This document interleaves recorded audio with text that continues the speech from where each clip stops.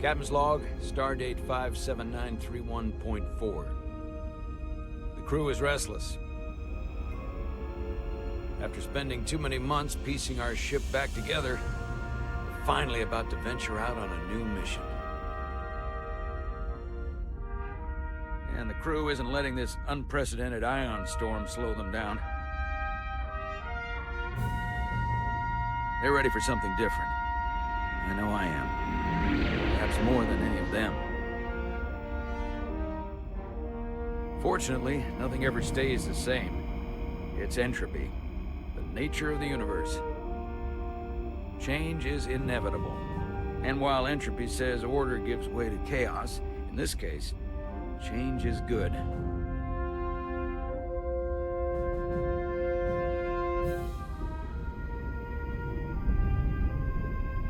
Our new first officer is en route to the Resolute.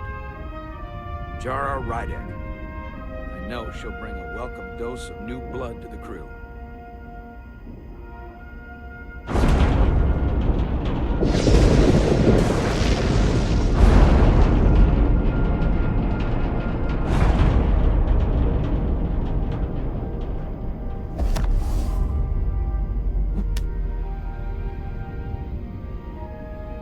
Thanks.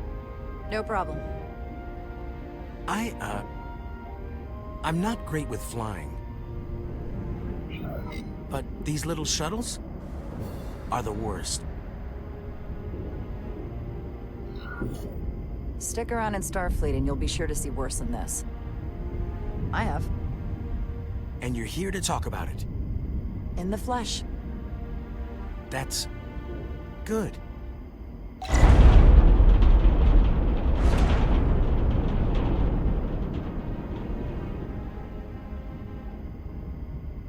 Sorry, I'm a little anxious. I hadn't noticed. I'm on my way to my first assignment. When we get to the starbase, I'm transferring on to the Resolute. So am I. It won't be easy for Jara to step in at the 11th hour like this. But if she's half the officer I knew she could become when she was a cadet at Starfleet Academy, she'll be the XO this ship needs right now.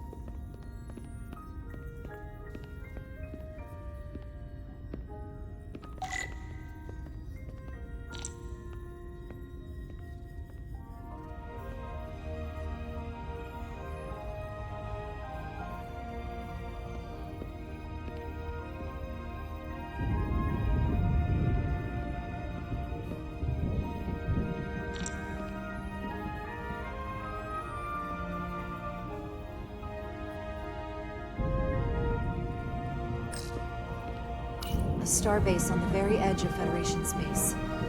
Long way from home now.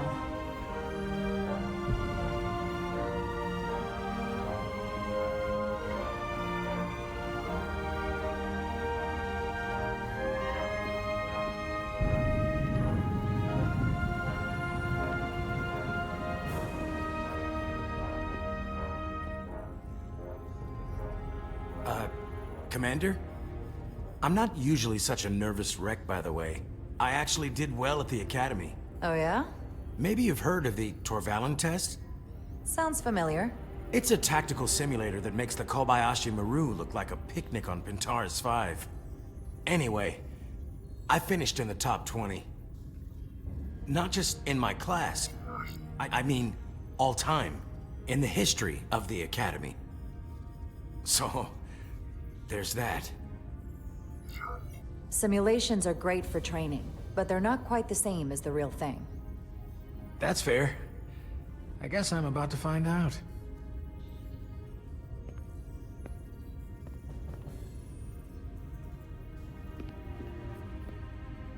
please place your hand here. Hold it there for a few seconds.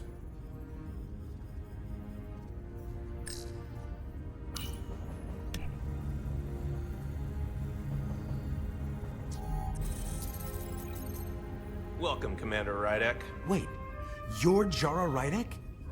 You absolutely crushed the Torvalin test. You finished in what, like the top 3? That would be me. Now I'm really... It's an honor to meet you, Commander. Sorry, I didn't realize before. I just came off the shuttle and was glad to be on solid ground, so to speak. When people say top 3, what they really mean is 3rd place. I'm not first, so there's always room for improvement. I'll, keep working then. I believe Commander Ermod is expecting you. He's in the concourse just ahead. See you on the Resolute.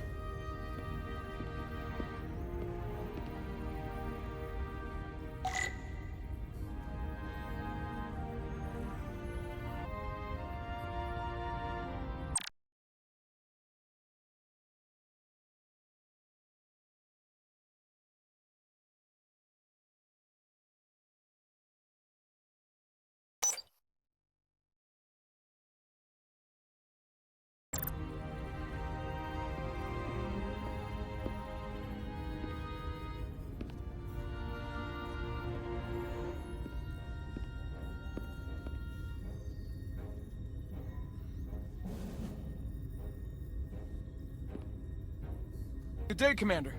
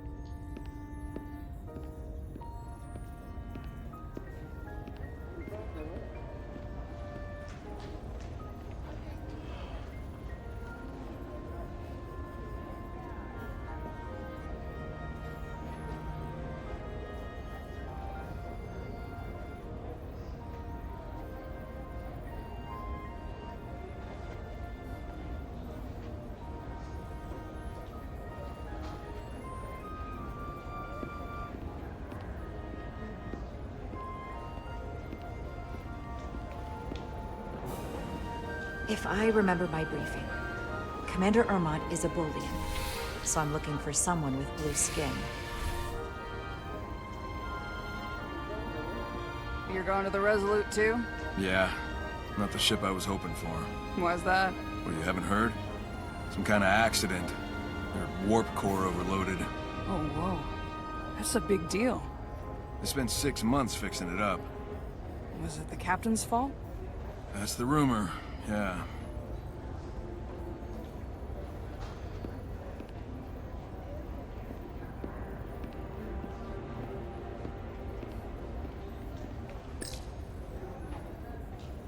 Are you all right?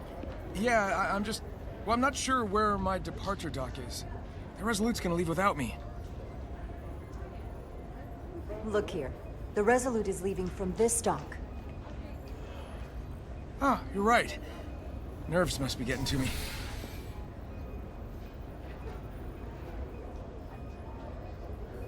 Thanks so much, Commander.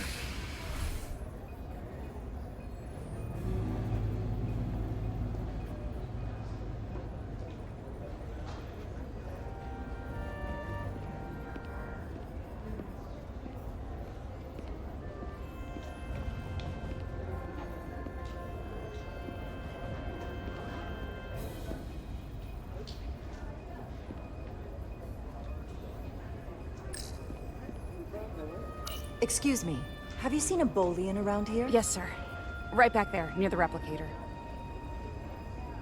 Ah, there he is. Thank you. Happy to help, Commander.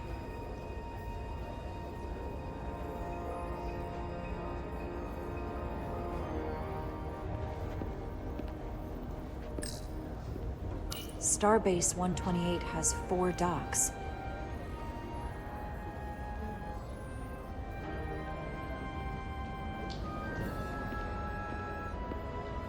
Excuse me.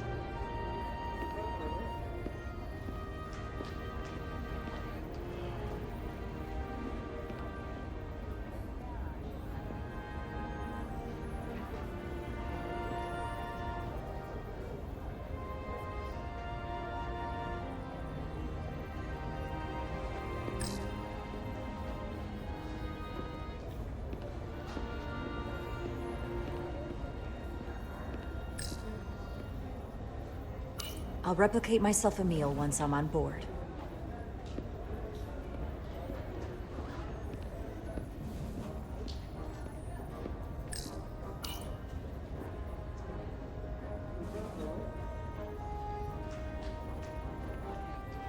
Welcome to the edge of the galaxy, Commander Rydek. I'm Commander Jan Ermat, Operations Officer on the Resolute. Commander? I hope there wasn't too much trouble getting here. This storm isn't making anything easy for us right now. I know conditions are less than ideal at the moment. It was perfectly fine. No trouble at all. I'm glad to hear it.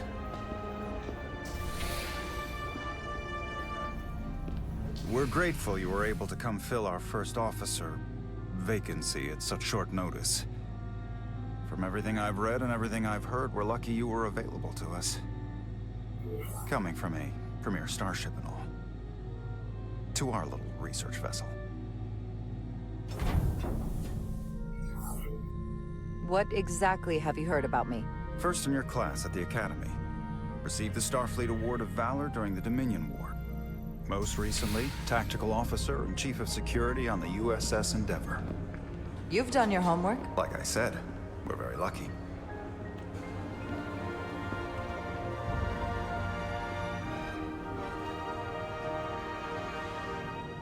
The USS Resolute. She may not look like much compared to the bigger ships, but as far as science vessels go, she can more than hold her own. And she doesn't look so bad considering 6 months ago she was nearly cracked in half, venting plasma, fighting for her life. It was an accident? Equipment malfunction. An accident suggests fault, but no one's to blame. It was a planned test, but the warp core was pushed beyond its limits. It destabilized the dilithium, there was a runaway reaction, and the warp bubble deformed. We thought we could reach a higher resonant frequency, but it was more than she could handle. Cost us our first officer and 22 of our crew. At the end of the day, we're all responsible for each other. That's what it means to be a crew.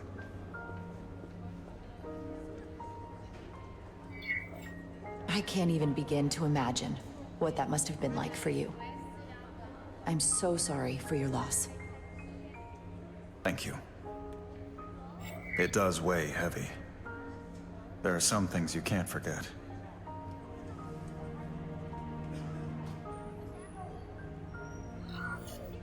Did you lose anyone close to you? Too many. And to that I'll just say, you have big shoes to fill. Listen, I realize you've known Captain Solana for quite some time, and I'm sure you're ready to bring your best. But I should warn you that when the captain announced you would be the new first officer, there were those who felt it was a mistake, that he should have promoted from within. So you might want to tread lightly at first. Until they come to value your contributions as much as he does.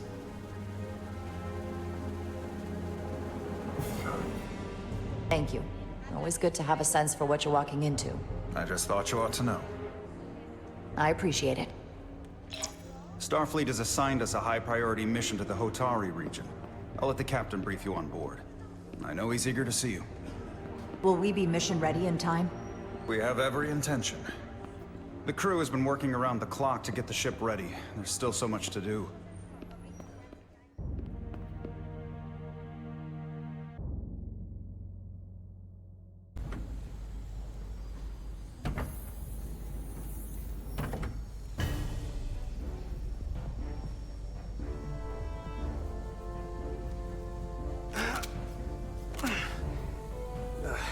stuck. I got just the thing.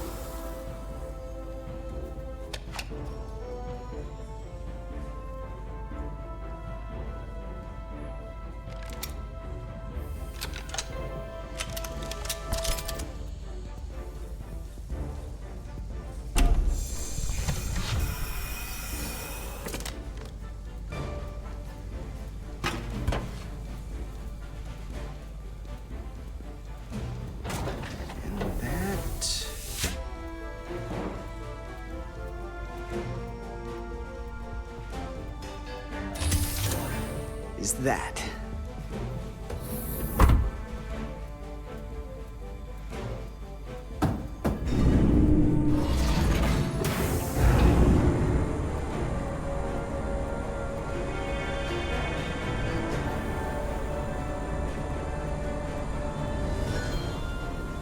I thought the thing was totally fried.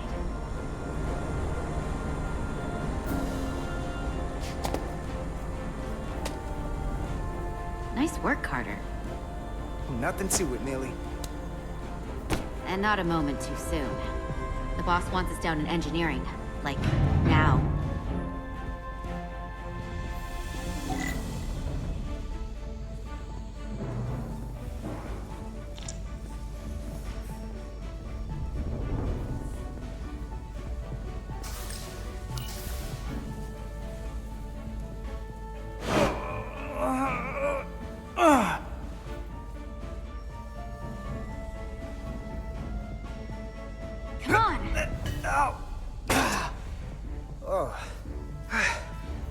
Oh, these are heavier than they look. Makes more sense than zero G. You're welcome.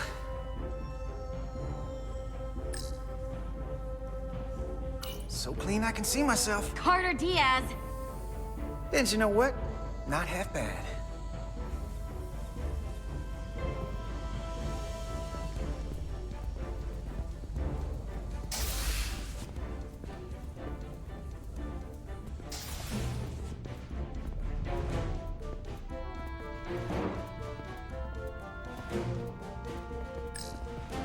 Good to see her fully operational again. And if she breaks, we'll just fix her. Junction 34E gives you access to the tubes behind cargo storage all the way to the turbo lift. Not after the retrofit. Bulkhead cuts it off in section 2. Computer reroutes. So then, I'm thinking we'll have to do the work in that tube, then take the turbo lift from section 2 to section 3. well, wait, there's a subfloor crossover around Junction 32E. Time's a wasted. What do you have against using the turbo lift? Nothing, I just like being in the tubes. It's my domain.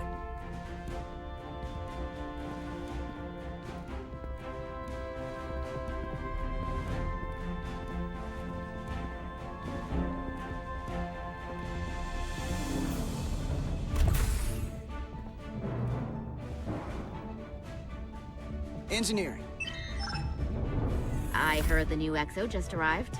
Won't be long before we get underway. I just hope whatever Chovok called us down for, it's something good. I can never tell with him. I'd rather not end up degaussing plasma manifolds. Hanging upside down makes me queasy. Ah, what's the matter, Nilly? Afraid of a little hard work? A little hard work? Really? A little? 6 months of putting this ship back together is a lot of hard work. Yeah, and here we are. Just about ready to go.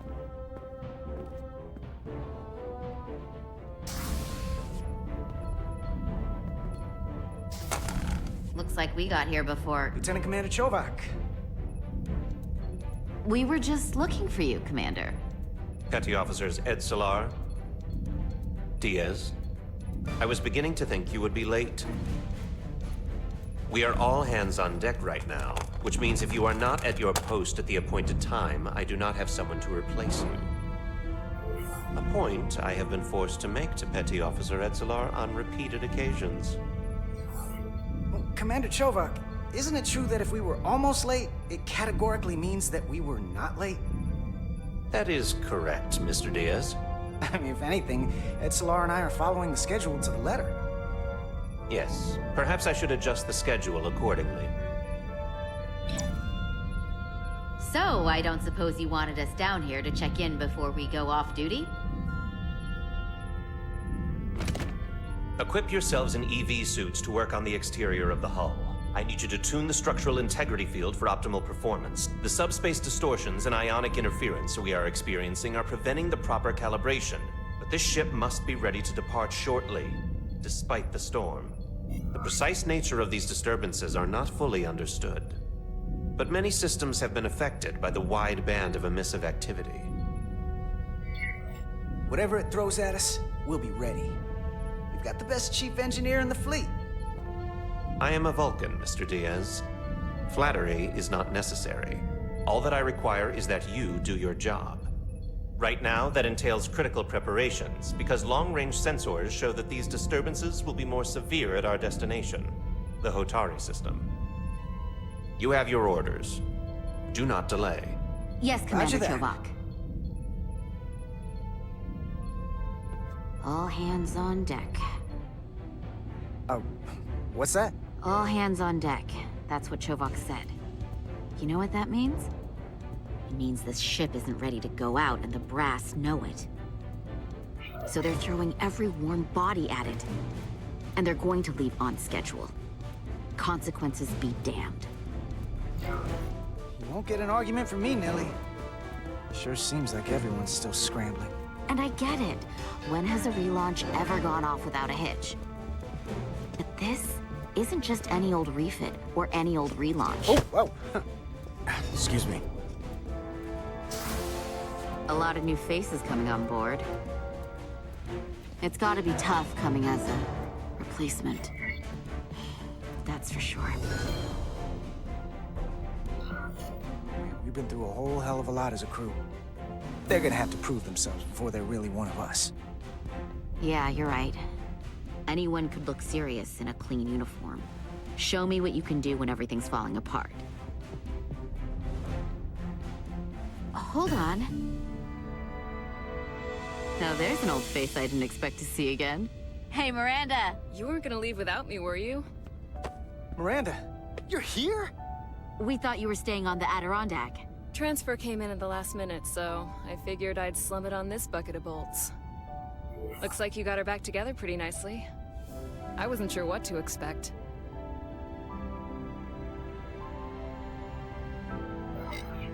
I'm gonna take the high road here, pretend you didn't say that, and welcome you aboard.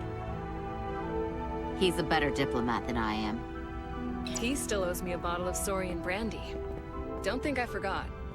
Oh yeah, it's coming back to me now. Maybe Carter can rustle up that bottle and we can give you a proper welcome. As soon as we wrap up this quick little spacewalk.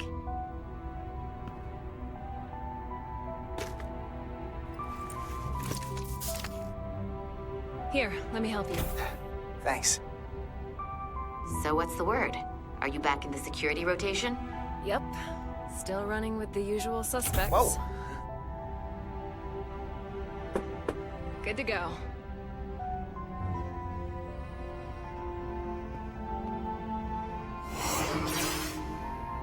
See you on the other side. Activating magnetic souls.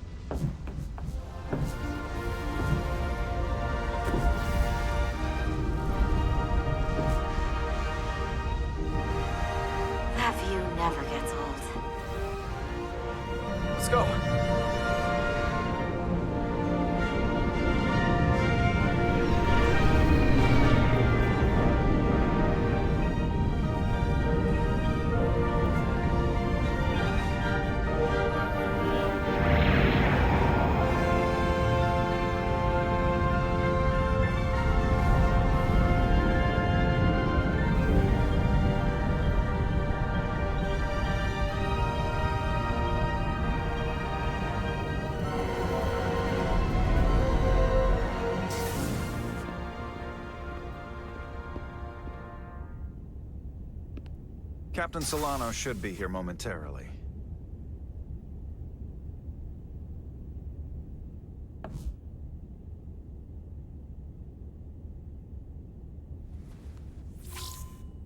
You'll have to forgive me, I don't know much about Kobleods. But my understanding is you need a steady supply of duridium to keep your cell structure stabilized, or bad things start to happen. And we have plenty of duridium in sickbay, so there's no risk of running out. Thank you. Feel free to make yourself at home. And help yourself to whatever you like from the replicator.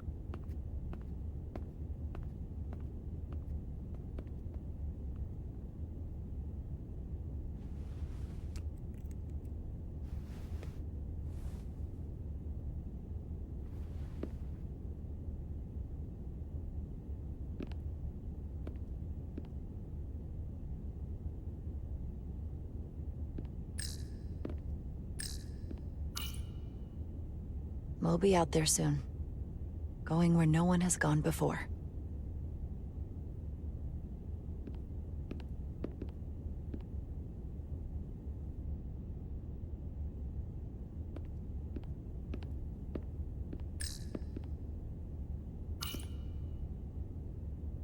He's still got a thing for trains. The warp engines of their day, apparently. Jara Rydek. Last time I saw you, it was graduation from the Academy. You'd already secured one of the most prestigious assignments possible. And you were burning with enough ambition to fuel 7 trips around the Necrid Expanse. It's good to see you again, Captain. I could not be happier to have you on the Resolute. My only regret is that we couldn't provide you with a warmer welcome. The arrival of a first officer to her new ship deserves a bit of fanfare. But, unfortunately, we've had our hands full with the refit. That would be totally unnecessary. I don't need any pomp and circumstance. You've been here all of 5 minutes, and already you're trying to make us more efficient. I like it. As I'm sure you've heard, we've had a rough go of it these last 6 months. The ship suffered some damage, but not nearly as much as the crew. You'll have to forgive me. I don't really know the details. Starfleet has been kind enough to keep the story contained. Probably because they want to protect me. But I don't mind telling you. We were on the verge of a major scientific breakthrough. A quantum leap forward in warp core technology. 10,000 teradynes per second. The ability to travel at a sustained rate of speed longer and faster than we ever dreamed. What would have been the crowning achievement of my career? Right there, within our grasp. Until it all went so horribly wrong. We pushed her too hard, and a warp core malfunction overloaded the system, creating a pressure gradient way beyond what the ship could handle. It was heartbreaking. We lost some of our best people. As captain, I have to take full responsibility. It was my decision to make, and I have to live with the consequences. We all know the risks when we sign up. There are no guarantees. As much as we tell ourselves otherwise. True. But as captain, my job is to mitigate and manage the risks as much as possible. And that's where I failed. In my defense, I will say, I might have avoided the whole ordeal if my senior staff had been willing to trust me. There was a lot of pushback from my former XO, and I think that cost me his confidence. I don't want you to pull any punches. Certainly not on my account. But once we decide on a course of action, I need everyone to fully commit to the mission. Anything short of that just won't work. And that's when things start to go sideways.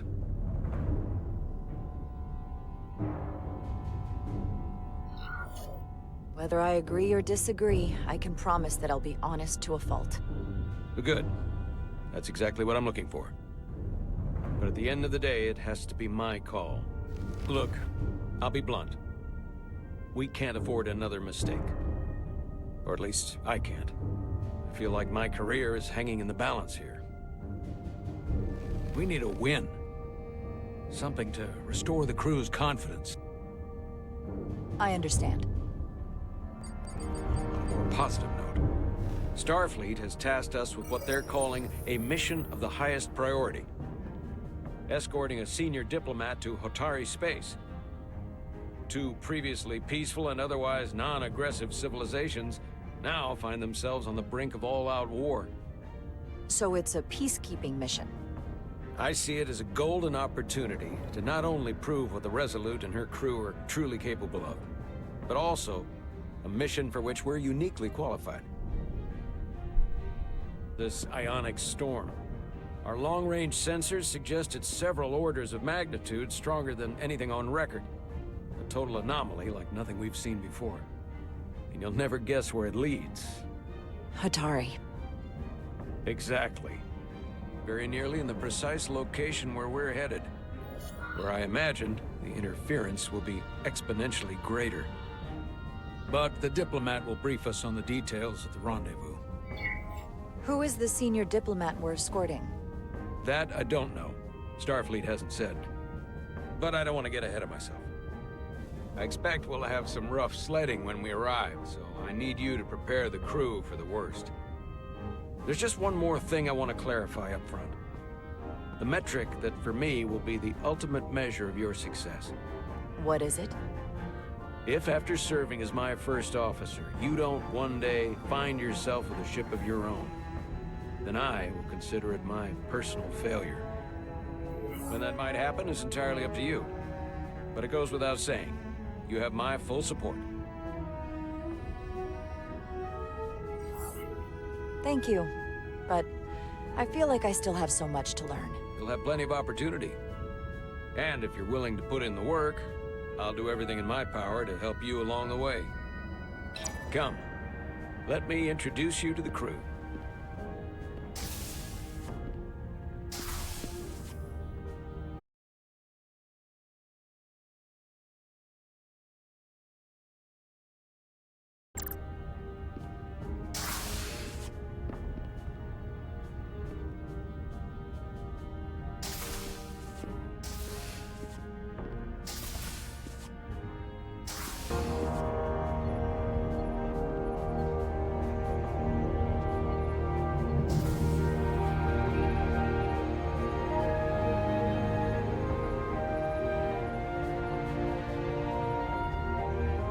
Everyone, if I could have your attention for a moment.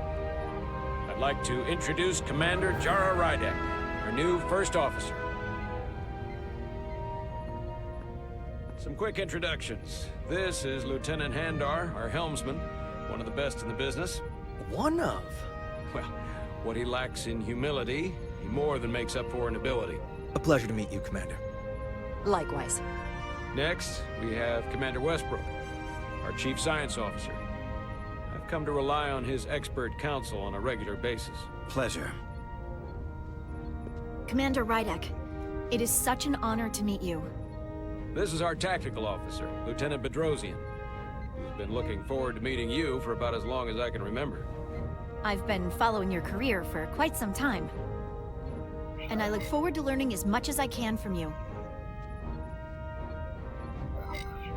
You've heard of me? Well, I have to admit, one of the reasons I've followed your career is because you're part Kobliad, because of what you've overcome. Starfleet stands up for people who can't defend themselves, and you were one of those people once. But since then, you've done so much to protect others who need it. I really admire that. So, you've been something of an inspiration to me. Not that I've done anything close to what you've done, but you definitely set a standard to strive for. Really do know a thing or two about me. I'm glad I could inspire you, but it's important to chart your own path. Thanks. You can count on it. And then, of course, you've already met Commander Ermont. Please, do everything you can to make Commander Rydek feel at home here. I'll be on the starbase, Have an urgent meeting with the Starbase commander to get our authorization to get underway. If they drag their feet any longer, we won't make our rendezvous. The bridge is yours.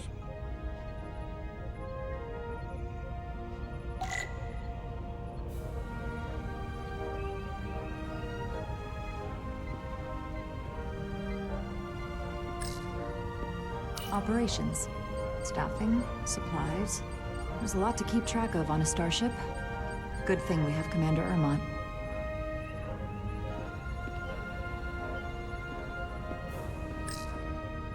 Tactical station. Hopefully a diplomatic mission won't require we use our weapons much. But if it comes to that, we'll be ready.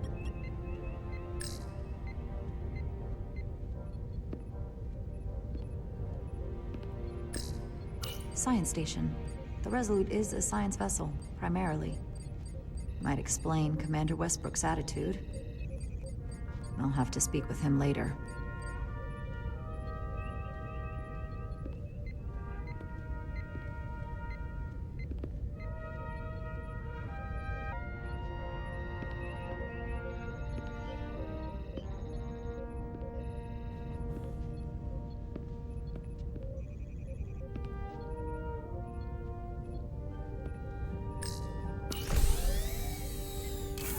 Tactical hollow dais. Just like they've got on the Excelsior.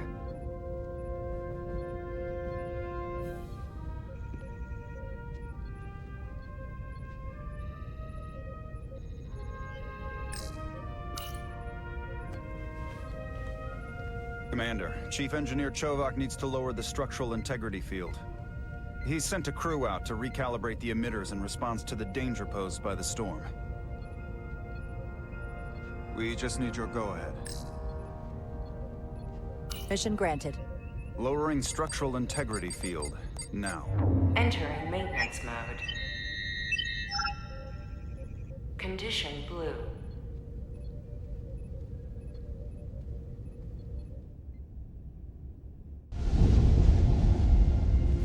The storm is getting worse.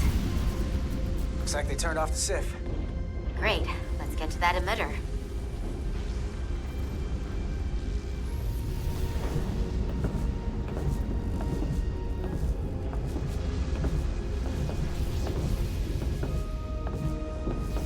Every time we're out here, I half expect to see her in pieces again. She's still got some scars on her. It adds character. When I joined Starfleet, all I wanted was a ride out of town. But this isn't exactly how I pictured it. On the outside of the ship? No. Sometimes it feels like we're just part of the machinery. Don't you want more than that? I mean, Starfleet is noble and all, but it's still a machine. A massive, massive machine. Yeah, of course I do. Starfleet's an open door. We just have to walk through it. You wanted to get away. I enlisted because I didn't want to wait years just to get out and see the galaxy. I wanted to go somewhere. See new worlds. Look up at a sky no one's ever seen before. Just because I'm cranking a hyperspanner up in a Jeffries tube today doesn't mean that's all I'll ever be.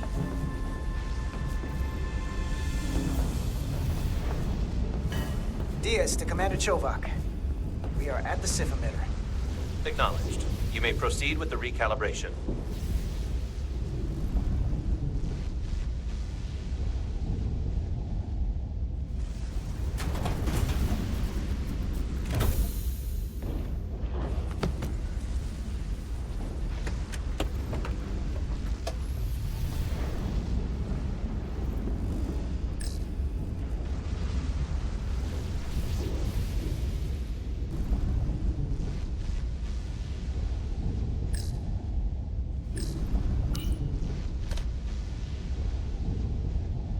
Beginning recalibration.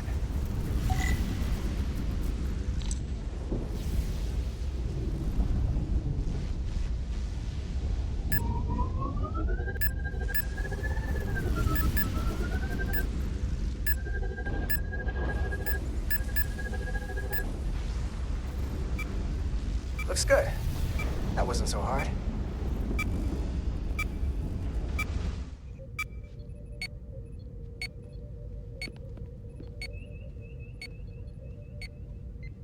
Commander Westbrook, right? Chief Science Officer. You remembered my name and my rank. Impressive. Yes, I'm the Chief Science Officer, and I have the dubious honor of being the most senior officer on this bridge. At least, I know this ship inside and out. Better than just about anyone.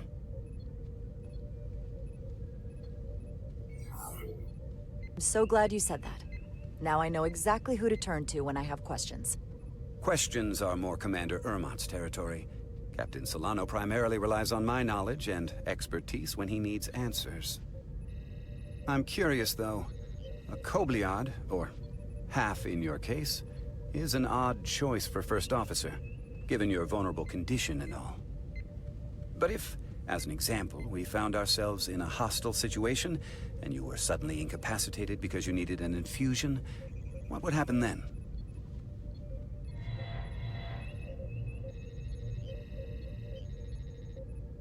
You'd leave Captain Solano without an XO. Granted, that would be a worst-case scenario, but not outside the realm of possibility. That's very kind of you to be concerned about my well-being. But you don't need to trouble yourself on my account. I'll be fine. Well, I wouldn't say I was concerned, just curious, that's all.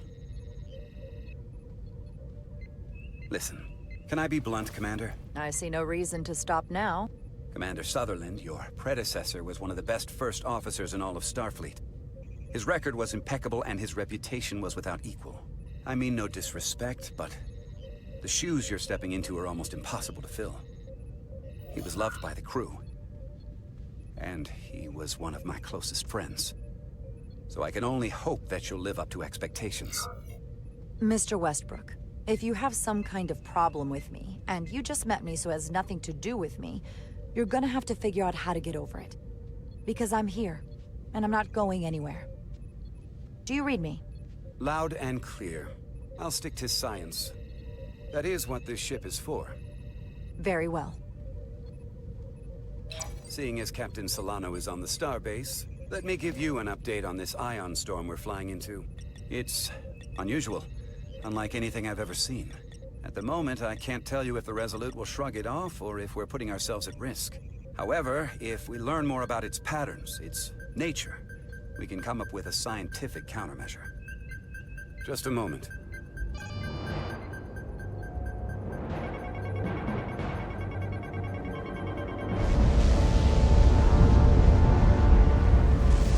We've got a massive energy wave inbound. On screen.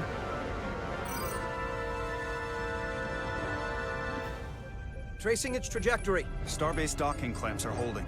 The storm's emissions are fluctuating, coming in waves. And if my projections are right, we're about to get hit by a wide-band burst of ionic energy, like a tsunami. I'm reading power abnormalities all over. Red alert! Aye.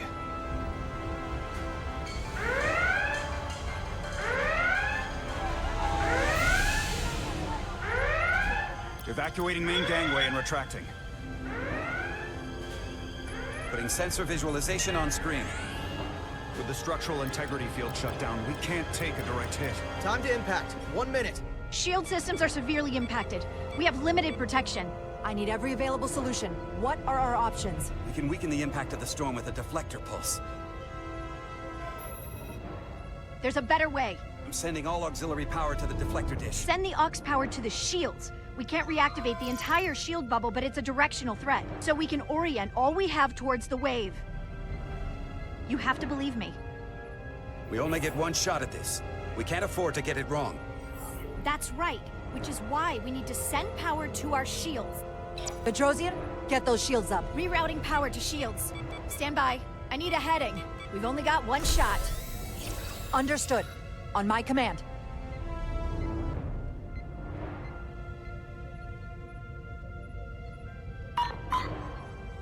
Heading locked. Raise shields.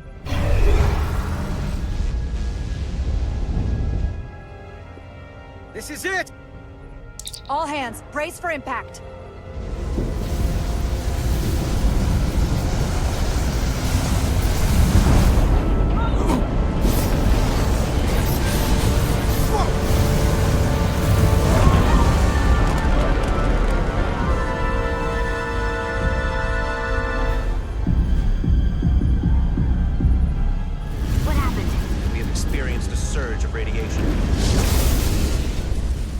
you don't say. This radiation supercharged the plasma, forcing it to backflush through the system and creating a dangerous imbalance. That can blow out every primary system on the ship. Just tell us where you need us. I need you to traverse the hull to the access port to recalibrate the port nacelle plasma regulator.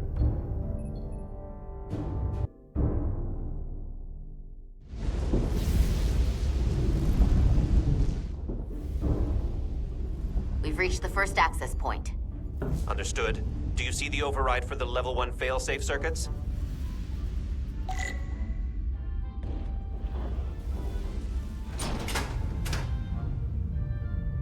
Affirmative. Engage the override. It should allow us to stop the EPS flow to the warp engine without triggering an automatic core shutdown.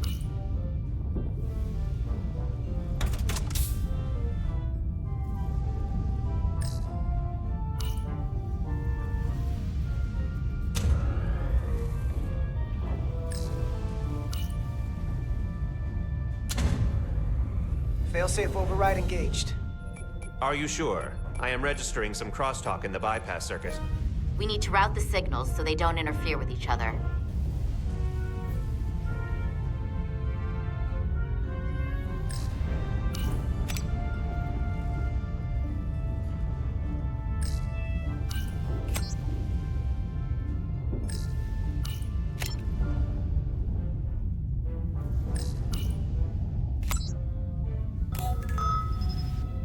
Diaz to Resolute. The failsafes are temporarily disabled. Moving on to the EPS regulator. Heads up, Carter.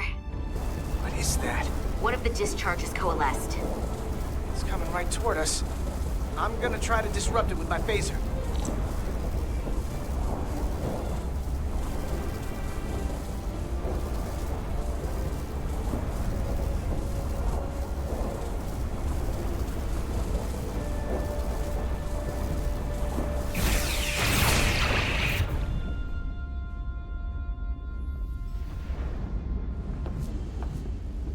So we gotta climb up the pylon. Not that there's really an up, but, you know.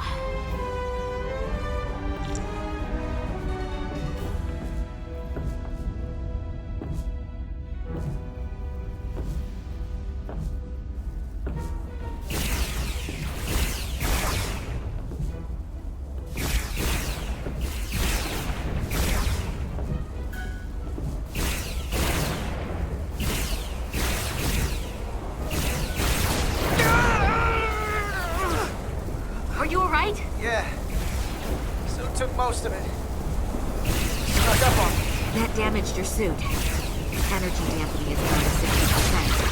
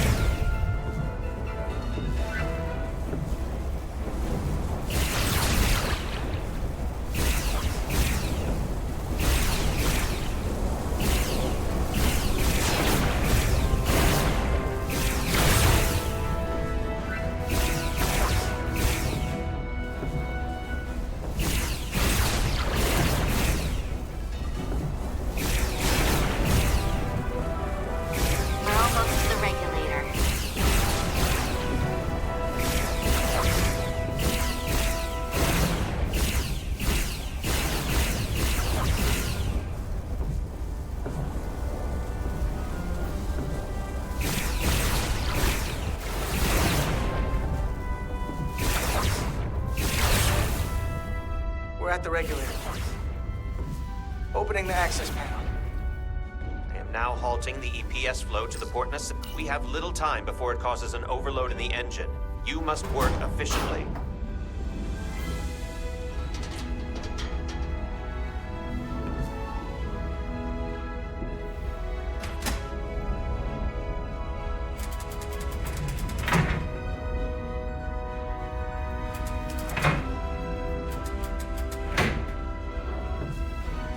Manifold adjusters reset to neutral.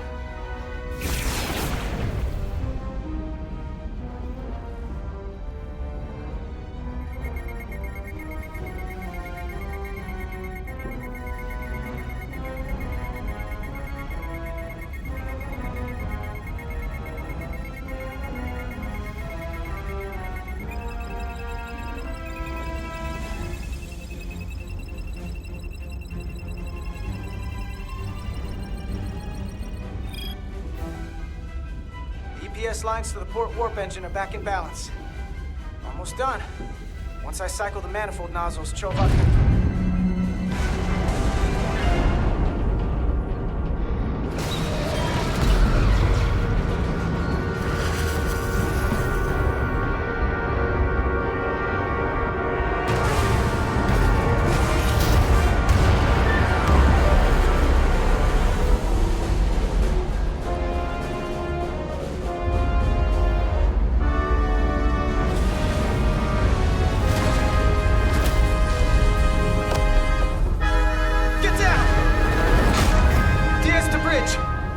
docking clamp.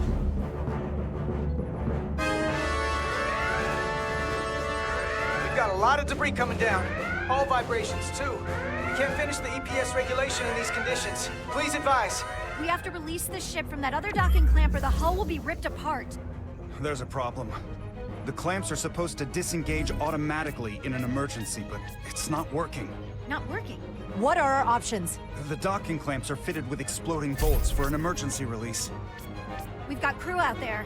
That'd be like setting off a bomb next to them. Maybe there's another way. Starbase is hailing us. Put him through. Resolute, the remaining mooring arm is failing. You need to disengage from the starbase now. The damage to the station will be catastrophic. The docking clamp isn't functioning. We're exploring our options. The option is to detonate the emergency release. Commander, hear me out. Reverse the polarity of the hull, which theoretically will repel the docking clamps. And repel the engineering crew right off the hull into the storm. This is Captain Solano. Put me on screen. Go ahead. Captain, we have a situation. Commander, what are you doing? Blow the bolts on the docking clamp. The captain doesn't know the whole story. I'm giving you an order. Jara? Captain, you brought me here because you trusted me. Can you trust me now? You better be sure you make the right decision. The captain made himself quite clear. They're gonna get hammered with debris out there. Reverse the polarity. There is protocol. And there are lives. Starbase, stand by. We're gonna flip hull polarity to disengage the clamps. Yes, Commander.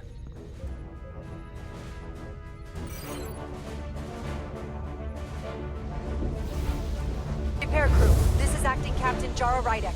Be advised, we are going to reverse hull polarity to free us from the remaining docking clamp. Tether yourself and deactivate your boots on my mark. Understood.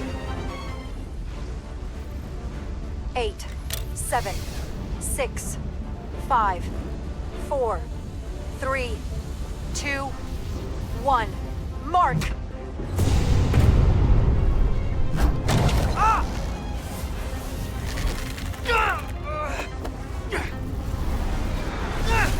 Grab my hand!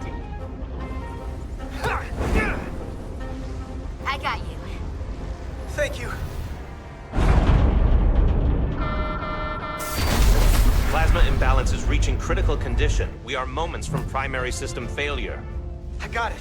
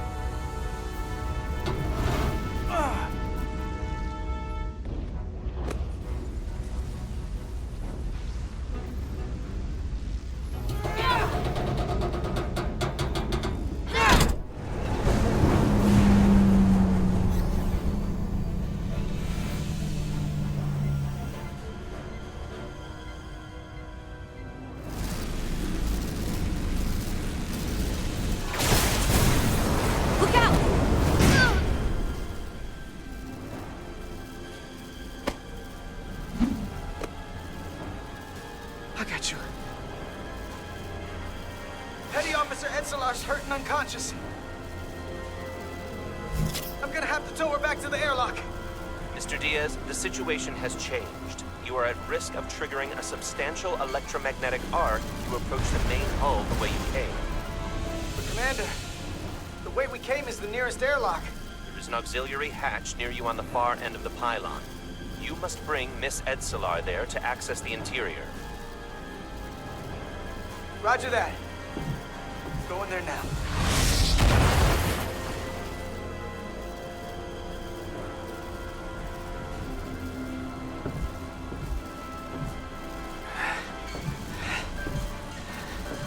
I'm at the auxiliary hatch.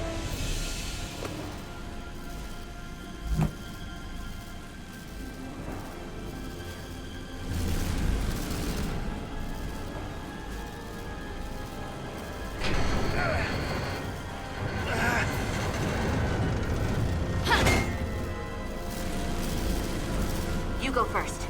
What? Let me save your neck this time. No time to fight me on this. Get in there! You better be right behind me.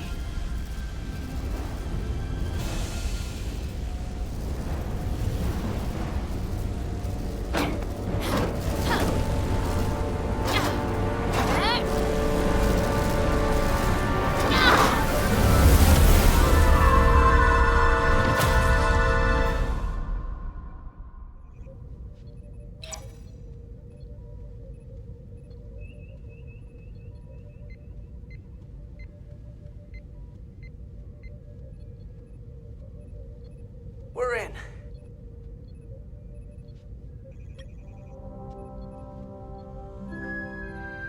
They're safe, bringing the SIF fully online. Do it.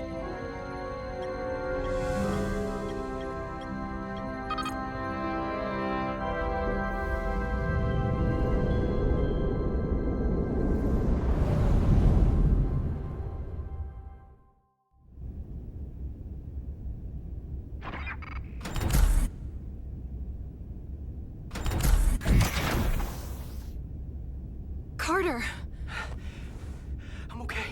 I'm okay. But Edsolar... Here, let me help you.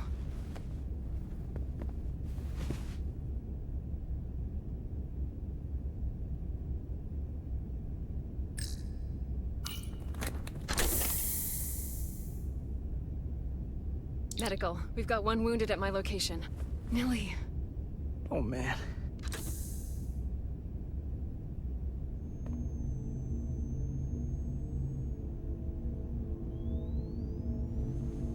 We'll see you at sickbay.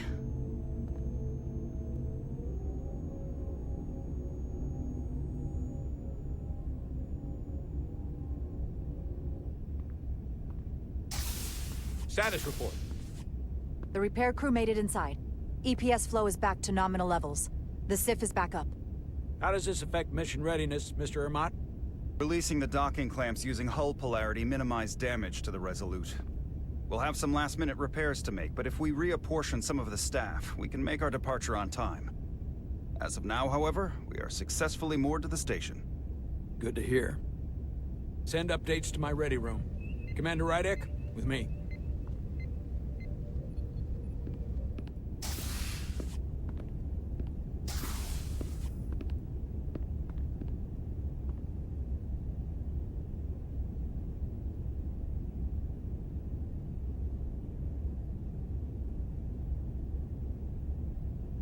You disobeyed my orders.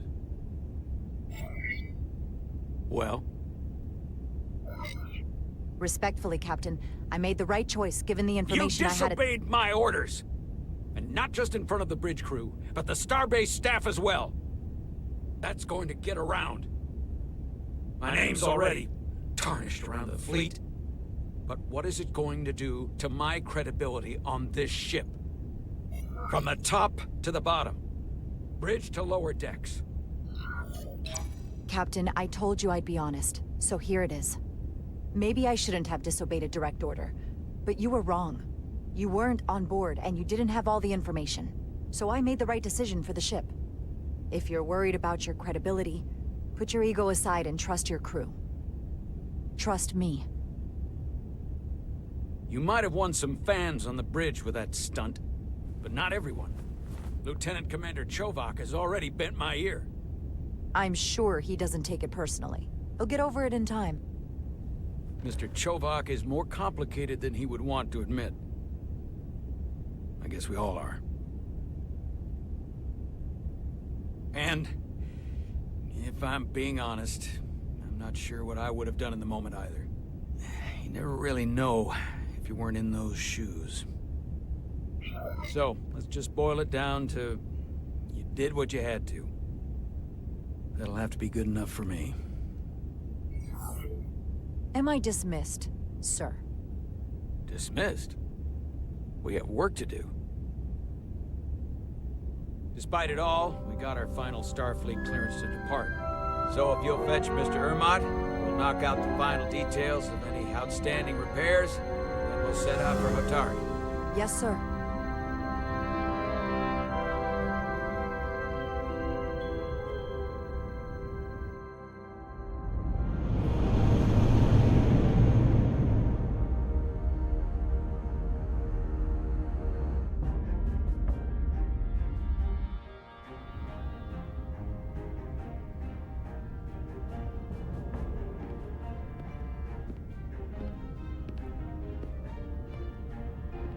All departments reporting full mission readiness. We've got our full complement on board. This is my favorite moment, right now.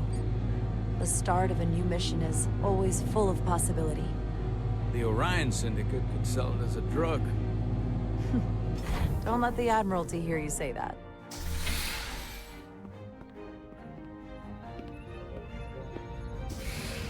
Captain on the bridge.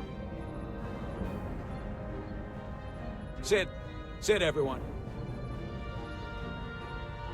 You all know, I'm not big on speeches. We're embarking on the first mission since our refit. Let's make it a good one. Disengage docking clamps.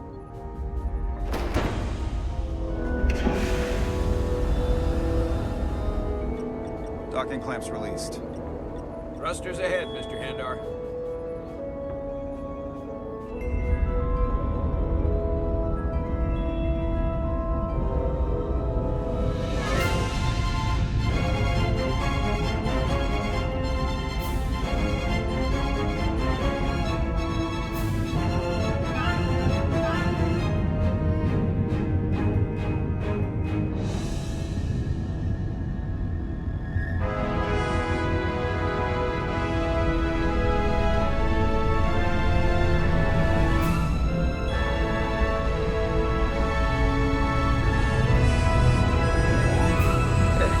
Do it. Set a course for the Hatari system. Prepare to go to Warp 8. Hi, Captain. You know what? You take this one. Me?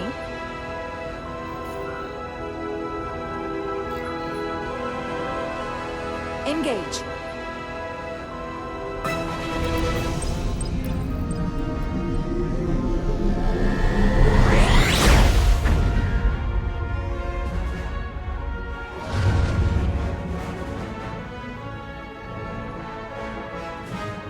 Simple, but effective.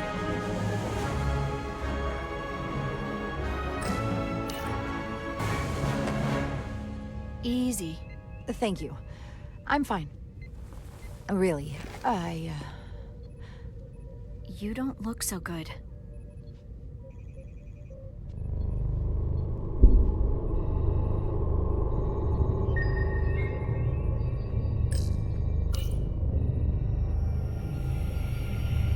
I have to get to sickbay.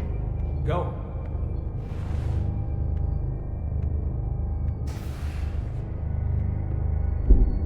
Commander, help me get her inside!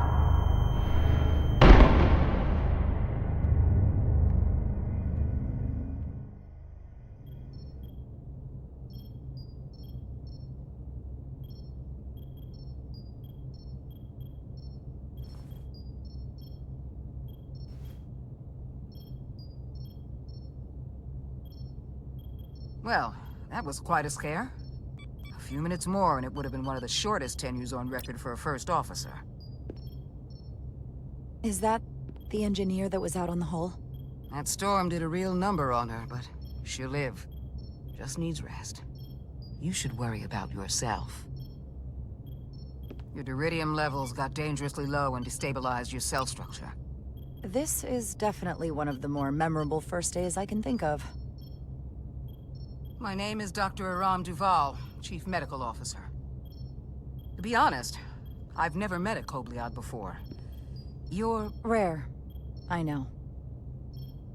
I was going to say special. Your people's numbers have dwindled, despite the Federation's efforts to find a more readily available alternative to the duridium you need to survive. Yet you joined Starfleet, and managed to thrive. I imagine the responsibility must be overwhelming. Maybe even a burden at times.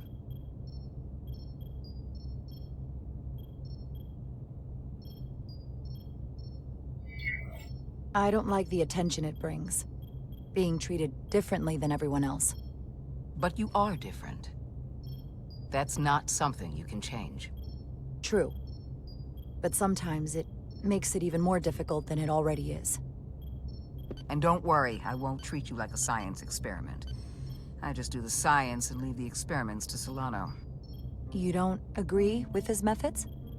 I don't agree with his definition of acceptable risks. Not when the lives of your crew are at stake. My professional opinion is that the accident took a toll. More than he's willing to admit. He's overstressed, operating in the pressure cooker of his own mind. Which is never a good headspace when the lives of your crew are at stake. What concerns me is that now he's even further away from the thing he's been chasing his entire career. Breakthrough discovery. A major innovation.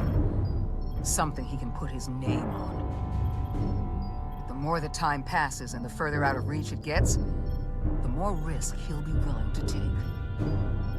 People become blinded by their own ambition. I've seen it happen before.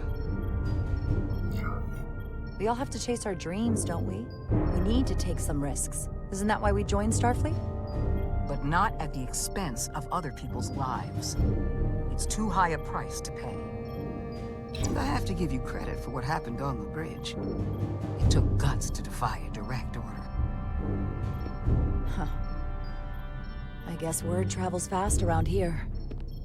It's a small ship, and everyone's curious about the new XO.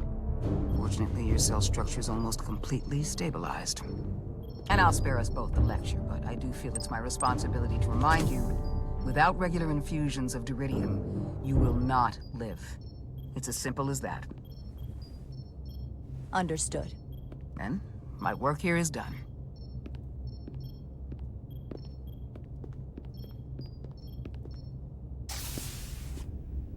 Lieutenant Bedrosian. I came to see if you were okay. We were all pretty worried on the bridge. No one knew what was happening. I'm feeling much better. Thank you. It's just part of who I am. You don't have to explain to me. I understand. I'm just glad you're okay. You trusted me earlier with the shields, and I appreciated that. I want you to know that I have your back. Thank you.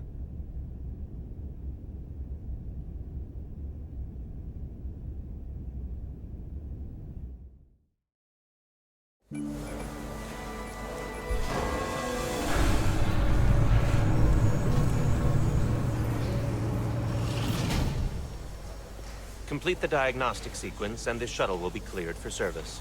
Yes, sir. Storm in the Hotari region will interfere with our transporters, so we need all available shuttlecraft in working order.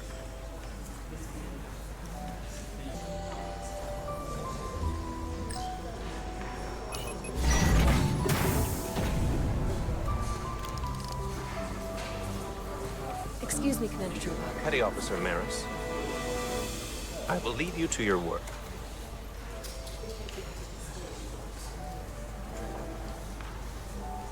I stopped by sickbay and saw Nui. I figured you'd want to know. Did the doc get her fixed up? She's stable. There's something about the storm's radiation that's making it hard to heal the energy burns. That doesn't sound good. She's toughing it out. Dr. Duval said she'll be back on duty soon, though. Come on. I have to run the final diagnostic.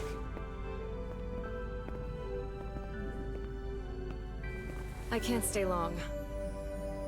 I've got a long to-do list before we get to Hotari, and things are piling on faster than I can check them off. We're making all our last-minute checks in security, too. Tactical and security are short-staffed. Well, nothing's ever 100%, but we'll be good to go. And if you wait until you are ready, it's probably too late. Which is why I didn't want to wait for just the right time. I had a chance to think about this while I was away. Then you and Millie almost got killed out on the hull. And I thought it was important that I just come out and tell you. Instead of tiptoeing around it. Or worse.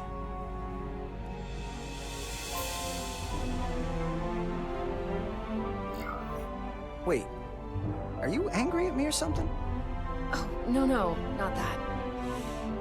I'm sorry. I'm probably making too big of a deal here. What I'm trying to say is, we've been really good friends for a long time.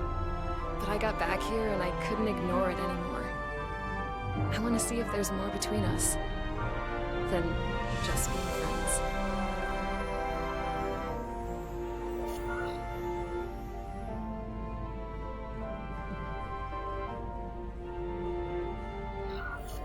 You don't have to explain it.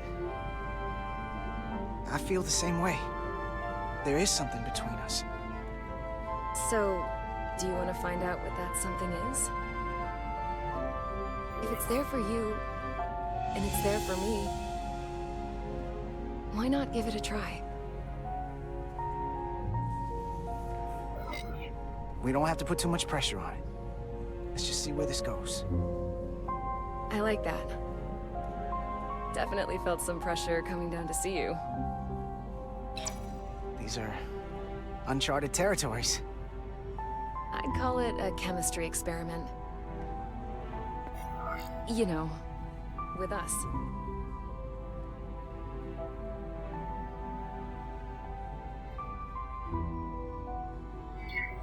I'm just really glad that you said something. I've seen how you operate. I couldn't wait for you to make the first move. I'm glad too. So whatever happens next is great with me. Level 1 diagnostic complete. I have to get back to that to-do list. They're probably looking for me. Can't blame them.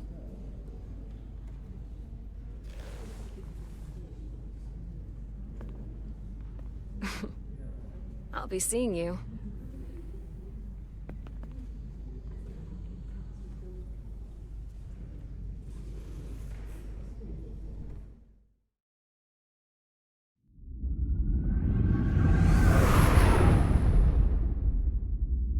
Approaching the rendezvous point outside Atari space. Helm, bring us out of warp. Dropping to impulse. Ionic interference surging, Captain.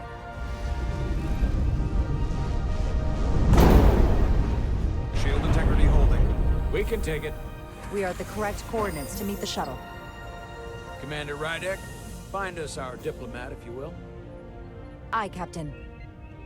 Let's reduce the noise. Filter out environmental signals. I can manually tune what's left for Federation signal types.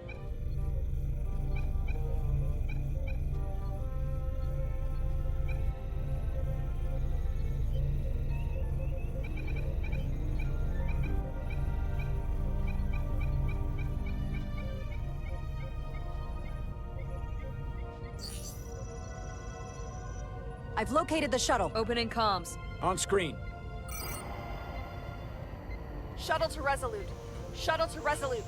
Debris field. Lost maneuvering.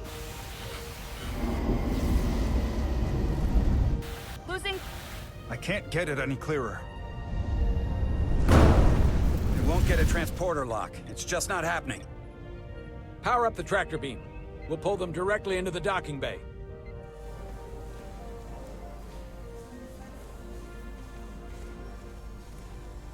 Diaz, you good to run the tractor emitter? Yes, sir. Come on, Diaz. First thing, lock onto the shuttle and stabilize the rotation.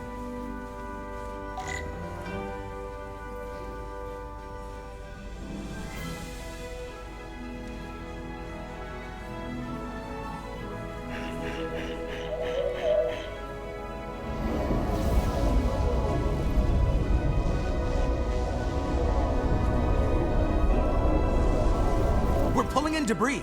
I'm on it.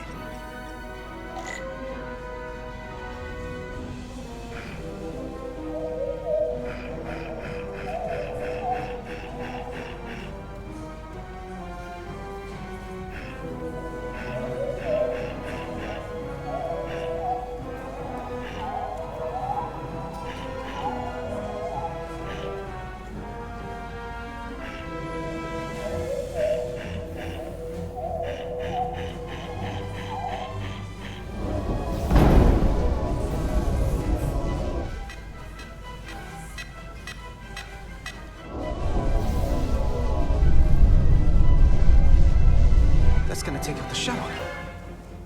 Here's the bridge. There's a large piece of debris headed for the shuttle. The tractor beam can't handle it. Can our shields take it? I believe so. Commander Rydek, plot an intercept course. On it.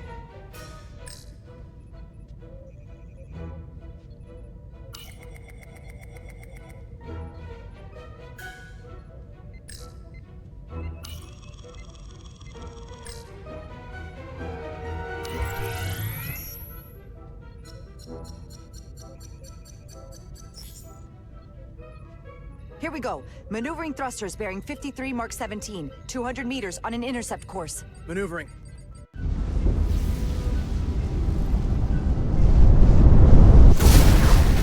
Got it. Whoa! Someone's working hard on the bridge.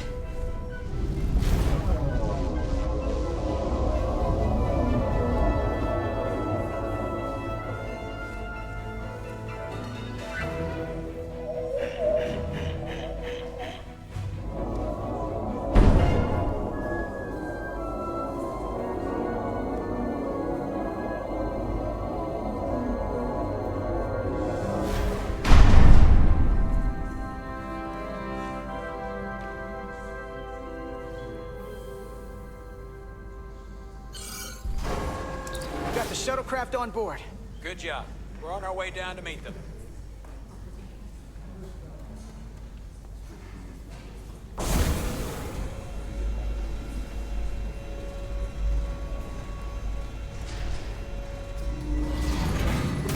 Terra firma, so to speak. Ambassador Spock?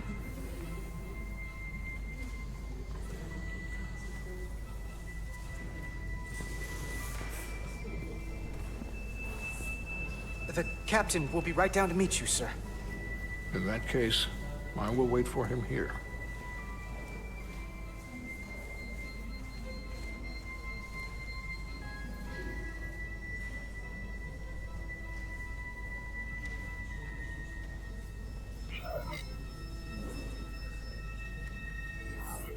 Well, let me be the first to say, welcome to the Resolute, Ambassador.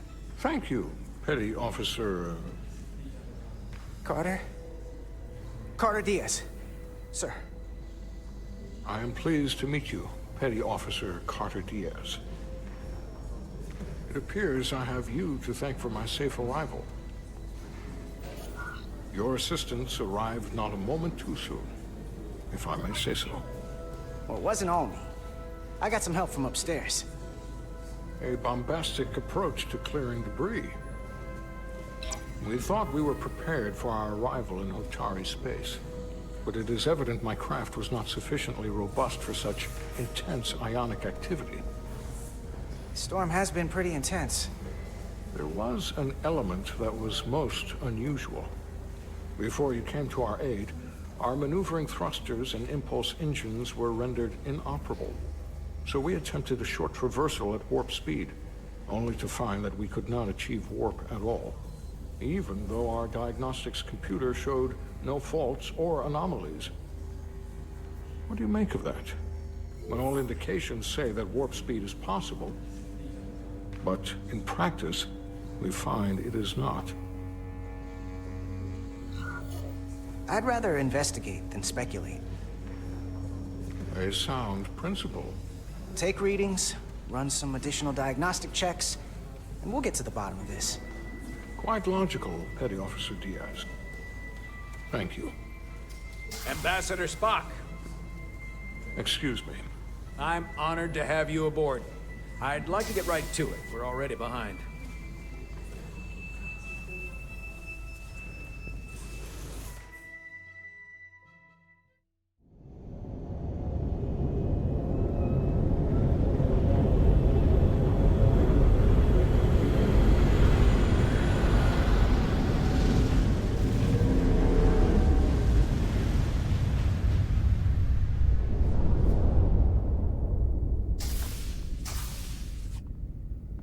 Ambassador Spock, my senior staff.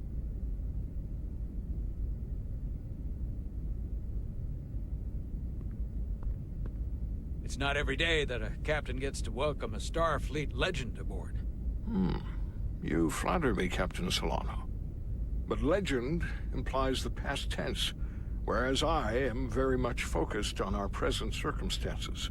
I didn't mean to suggest you were stuck in the past. You're right, Ambassador. Not the most diplomatic choice of words.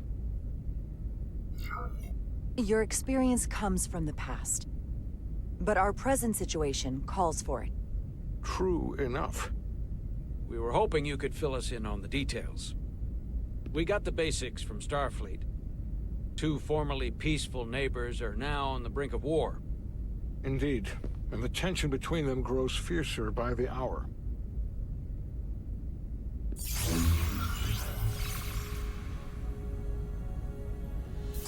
Lydia and Hotari.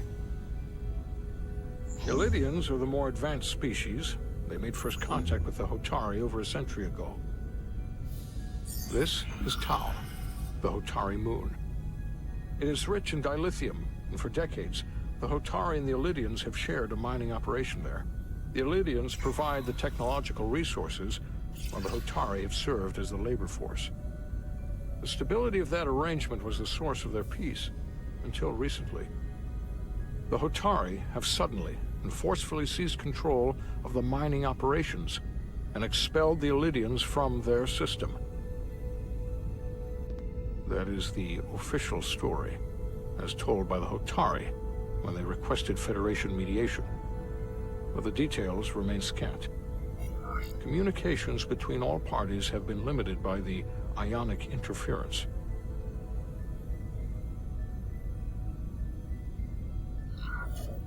How is it the Hotari were able to turn the tables and take the mines against superior forces, especially after decades in this arrangement? Unclear. The answer to that question may be the key to a new, lasting peace, and one that I hope we can uncover during these negotiations. But it is unlikely the relatively primitive Hotari forces would stand a chance against the Illydian fleet if this escalates to open war. Left unchecked, this conflict will result in more bloodshed, which is what we are here to prevent. And the dilithium trade hangs in the balance. Clearly, the Hotari have been exploited in this relationship. Maybe we can persuade them peace is the more profitable alternative for everyone.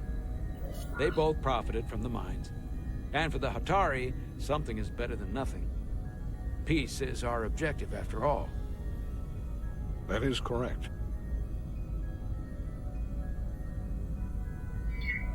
We can call it profitable or mutually beneficial, but at the end of the day, the Hotari are still being exploited for their own resources. True peace is not merely the absence of war. And as such, this conflict will surely come again. Neither the Illydians or the Hotari are members of the Federation, so we can't make them do anything. There is an additional complicating factor I should mention. In the past, the Federation has relied on the Illydians as a source of dilithium. That certainly changes things. The Federation sources its dilithium from a lot of places. Yeah, and this is one of them.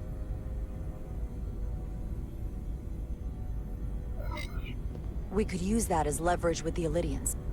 They'll want the Federation to continue buying from them. There might be something to that, Commander. Putting that on the table could make the Hotari more hostile. Given the Federation's involvement in the Iridium dilithium trade, Captain Solano and I must make every effort to appear neutral in these negotiations. What worries me is if this whole thing unravels, and we're at the mercy of the storm at less than full strength. We can't let it come to that. Considering what the Ion Storm has done to our ship, and the Ambassador's shuttle, we have to assume the Ilidian fleet has had problems with it as well.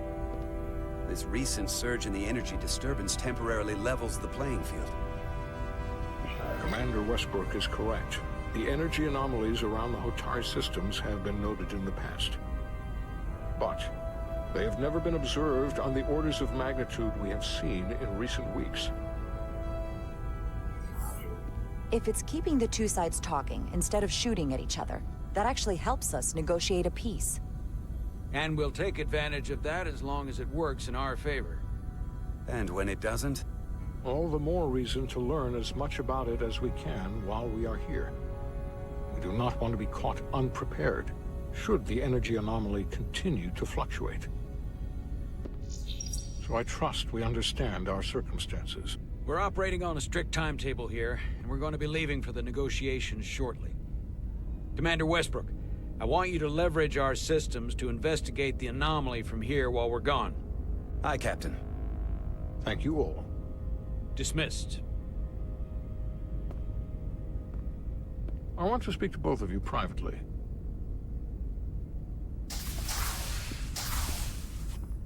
Ambassador Spock, I'd like to make a formal introduction. My first officer, Commander Jara Rydek.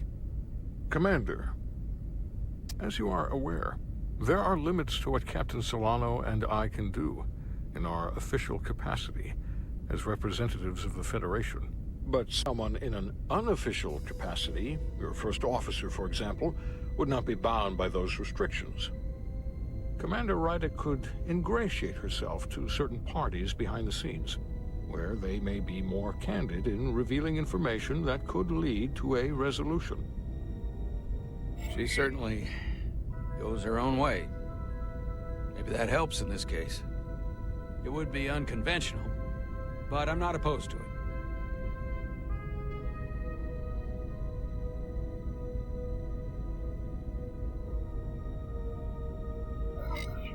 I'm perfectly happy to work outside the lines. And by extension, you will be doing your duty, Commander. Just not too far outside the lines. Well, I hope Commander Rydek will have more luck finding out what really happened than we will through official diplomatic channels. The fate of the negotiations, the interests of the Federation, and the prospect for peace may very well depend on it.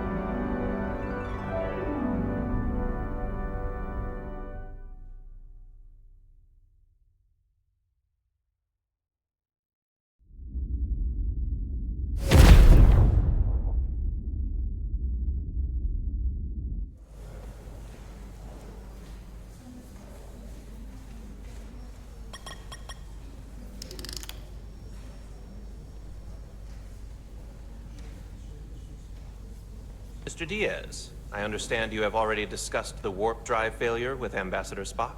I have. It is imperative that the Ambassador's shuttle be flight ready. I need you both to ascertain the root cause of the system failures he encountered. I'm surprised, Commander. I thought you would have wanted to work on Ambassador Spock's shuttle yourself. I respect the Ambassador and his many accomplishments, but I do not derive any satisfaction from interacting with his shuttle as if it were somehow transubstantiated through its association with him. Especially when I have the entirety of this starship to concern myself with. I am not the chief engineer of this shuttlecraft. The Ambassador asked me to take a look, and I'm ready to crack this thing open. Good. You could learn from Mr. Diaz's focus. I'll take notes. Then I will leave you to it. Make note of any abnormalities in your report. Carry on. One nice thing about Vulcans, Chovok is the only person who didn't look at this and treat me like I was something to pity. Doc says I should get used to it. Doesn't mean I want to be reminded of it every minute of the day. I don't know what you're talking about. Nothing to see here. Good. Look, I hate saying this, but every once in a while you shouldn't listen to me. Like when I'm half concussed telling you to go first. This isn't one of those times, though. Come on, let's get to the bottom of this.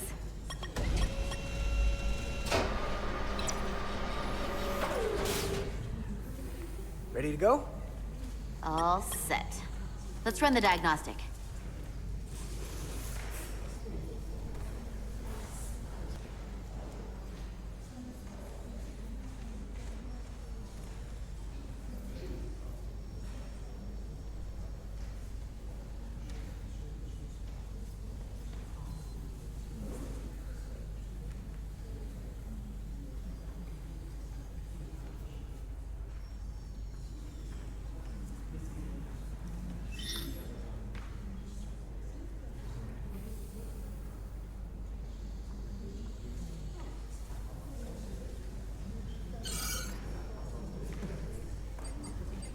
So, I know about your talk with Miranda.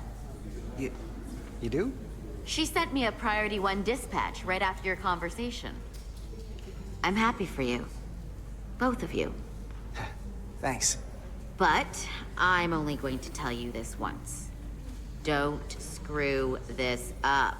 Because I would be very unhappy if you tried this out and then, I don't know, 6 weeks or 6 days later, I have to start splitting holidays between the two of you. All because things went south and you're not on speaking terms. That just isn't gonna work for me. And I know you'll respect that.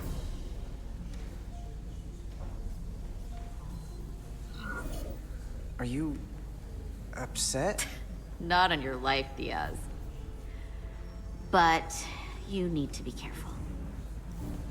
I like my friends and I like our group. I don't want to lose that. Is that thing done? Yeah, it's wrapping up. Let's see. The relays along the primary EPS are blown. The backup relays are all intact. An EPS overload from the warp drive could cause that. But how did the shuttle end up dead in the water? Huh. Well, maybe the ship's data recorder can tell us something.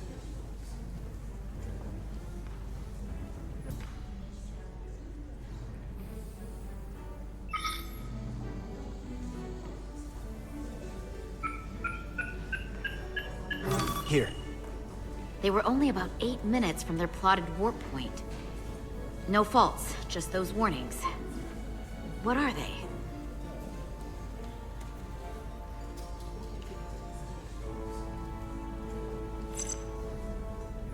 The warp field became inverted suddenly. I've seen this happen when the center warp coil cracks. A cracked warp coil throws a fault code. Still, we should take a look.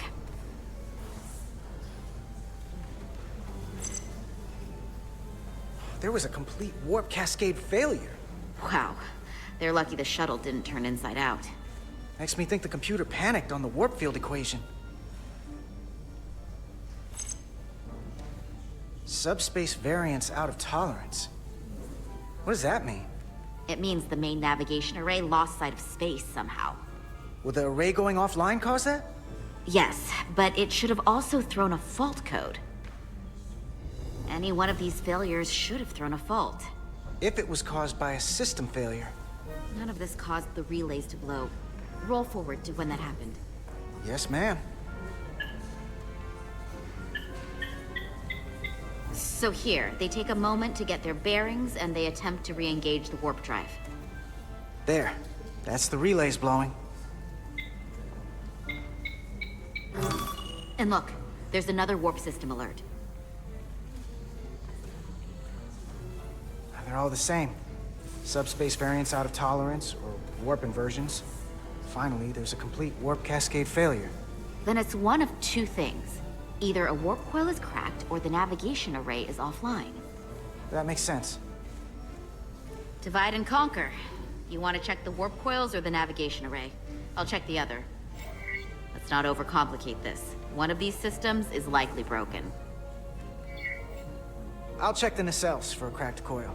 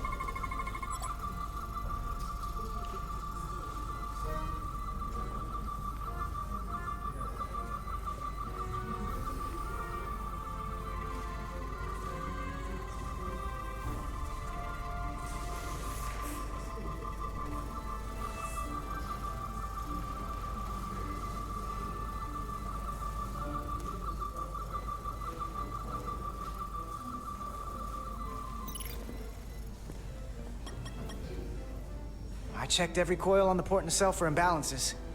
If any coil in either engine were cracked, I would have detected it. So, it must be the navigation array. Except it's not. Checked and double-checked. Well, the readings don't lie. Here comes the security detail for the way team.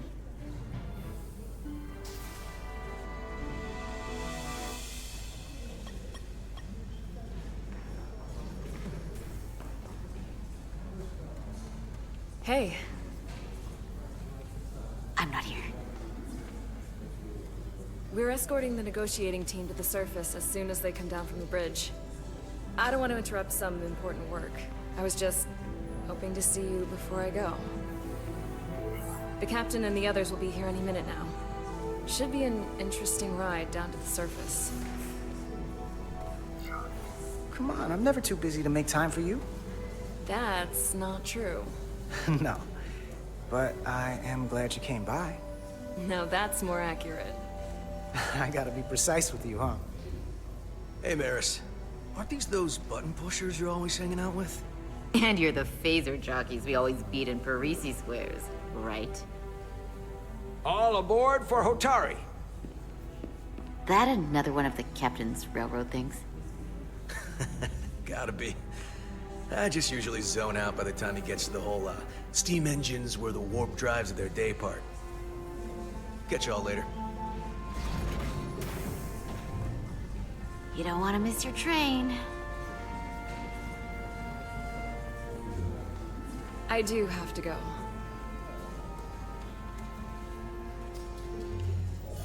Not gonna lie, I'd rather not leave right now.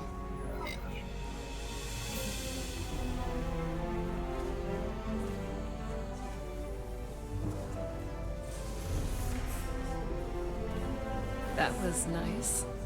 Yeah, it was. Save some of that for when I get back. You got a deal.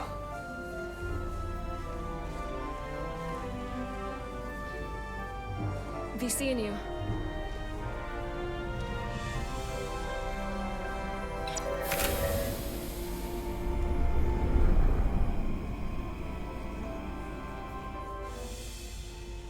Etzelar de Diaz.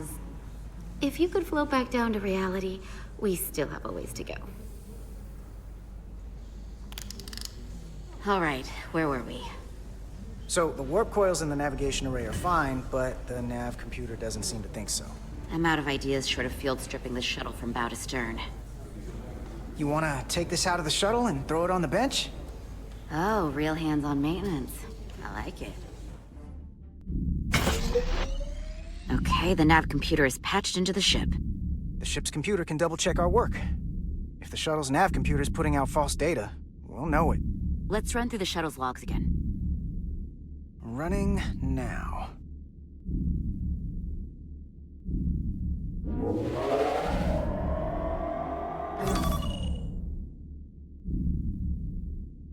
Same. Warp field inversion and a cascade failure. However, the Resolute computer doesn't show the same subspace variance. We're in the same conditions that the shuttle was in when it failed. Why wouldn't the ship's computer get a matching result? What if the subspace variance was a momentary occurrence? That's a possibility, and it would explain why the simulation under our current sensor readings failed to reproduce the issue. But a subspace anomaly strong enough to cause a warp field collapse would leave graviton ripples for days. Let's run with the momentary subspace variance theory for now.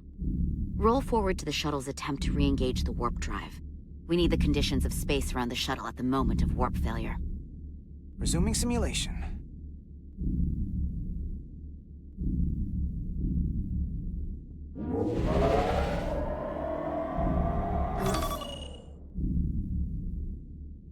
Error in warp field calculation. Cochrane formula variables are out of range. That right there. Take the shuttle sensor data from that moment.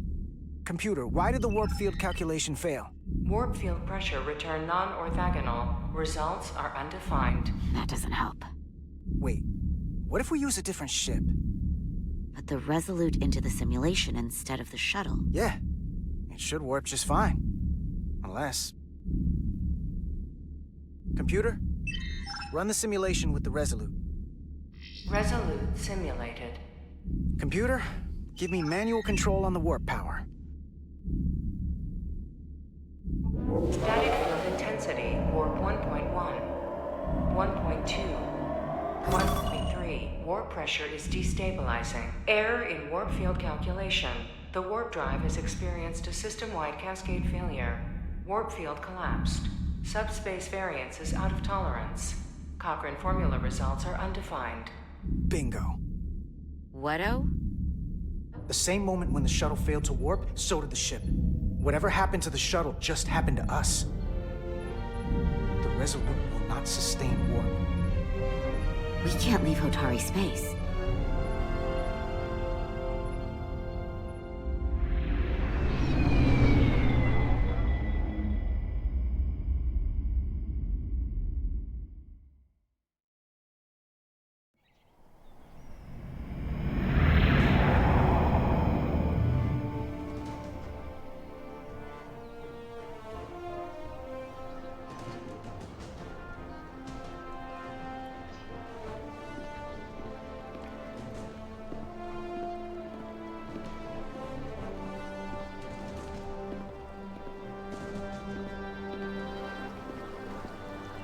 Ambassador Spock, Captain Solano, welcome to Hotari. We are honored you have come. My name is Tylos Altaris, Minister of Diplomatic Affairs. The honor is ours, and this is Commander Jara Rydick, first officer aboard the USS Resolute. You'll find she has a keen mind, and unique insight into the dynamics between the Hotari and the Illydians.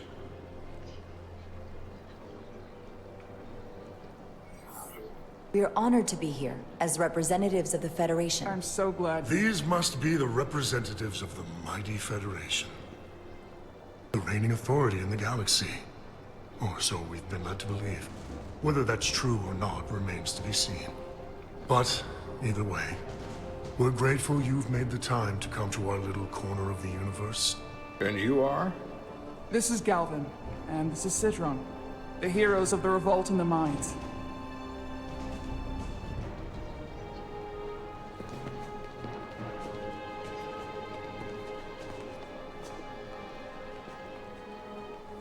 Let's hope this is the last time we ever have to come here.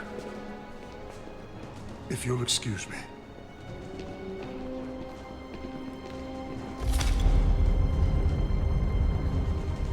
I think we're about to begin. Did you hear the arrogance from that guy? I don't know what we're walking into here. But that guy was something. That may be true. But let's keep an open mind going into the negotiations. Hopefully he's just one voice amongst many. Then let's hope he's the outlier. The Hotari have invited us as their guests, so we must show them the proper respect.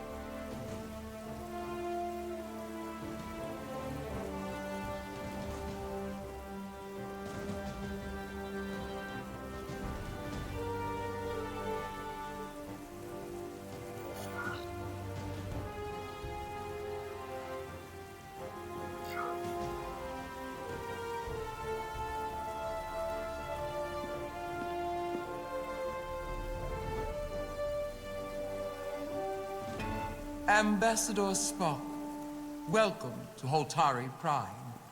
The honor is mine, Your Majesty. That the Federation would send one of their most respected representatives is not only an honor to the Hotari people and their queen, but a recognition of our stature and importance. Let's get on with it, shall we?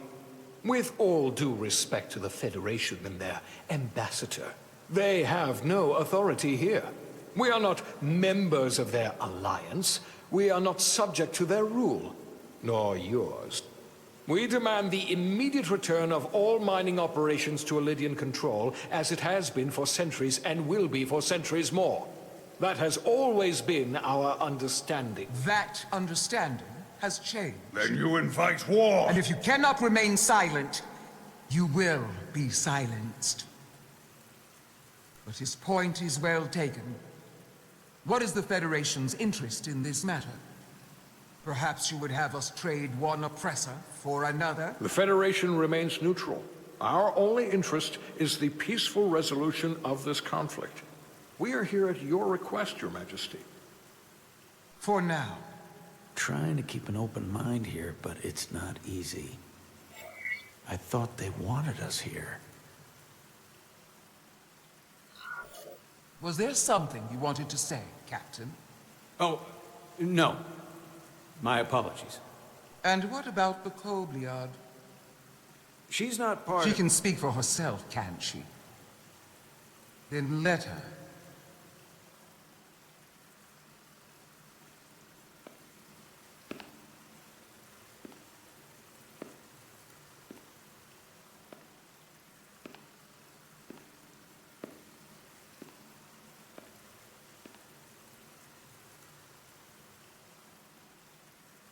Now then, what is your name? Commander Jara Rydek, Your Majesty. Being a Kobliad, you would know better than anyone. Your people suffered brutal treatment at the hands of the Cardassians. Their injustice towards the Kobliad is as unimaginable as it is unforgivable. Not unlike how we have been treated by the Alidians. As much as they'd have you believe they are the victims here, remember it was the Hotari who attacked us. Hundreds of innocent Alidians were slaughtered without mercy in those mines. The blood is on their hands, not ours! Quiet! If after all the Kobliad suffered, you finally had the chance to right that wrong, to get out from under their control, would you take it? Or would you negotiate a peace?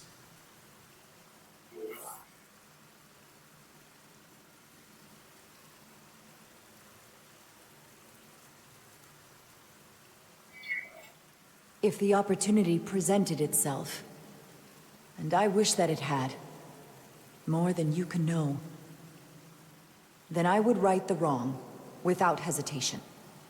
For the sake of the Kobliad, we suffered enough. Of course you would. It would be foolish to do otherwise. The Federation is the most powerful, most advanced alliance in the galaxy. It's widely known we have an abundance of dilithium in our mines. And it's in your interest to secure a steady supply. Your Majesty, if I may. Ambassador Spock would have us believe you're here as a neutral party in the interest of peace. So why are you really here? I want the truth, not your Federation rhetoric. It's possible the Federation has an interest in both peace and securing a steady source of dilithium. One does not preclude or prevent the other. But that's just my personal opinion. Given the Federation has done business with the Alidians for decades, I would agree. It's entirely possible, if not highly likely. What they haven't said, but cannot deny, is a simple truth. The dilithium trade would not and will no longer exist without Alidian involvement. We created it for the benefit of everyone, especially the Hotari. We've given them warp technology. We've let them share in the profits. We've made their lives infinitely better than before dilithium was discovered. All of that goes away if the Federation turns a blind eye to their treachery. That is enough of your lies! The Hotari are quite capable of running the mines. We've done so for centuries. Don't tell me, who deserves control of the dilithium trade and the mines on Tau? Who should the Federation recognize? The Hotari or the Alidians? It can only be one or the other, not both. If I have to choose only one, then it would have to be the Hotari. Well said. How could the just and wise Federation make any other choice? This is an outrage. The Federation has lost all credibility. The mines are ours. Lydia will not be deterred. We will take back our mines by any means necessary. Then you will see more blood spilled. I am more than willing to address your concerns, Your Majesty. Yours as well, Representative. But I suggest we could have a more productive conversation with a smaller group. Perhaps only the most essential representatives.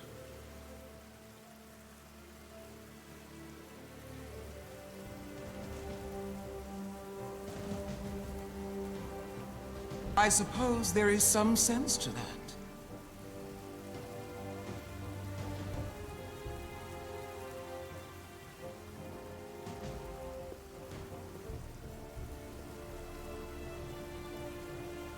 I hope we meet again, Jara Ryder.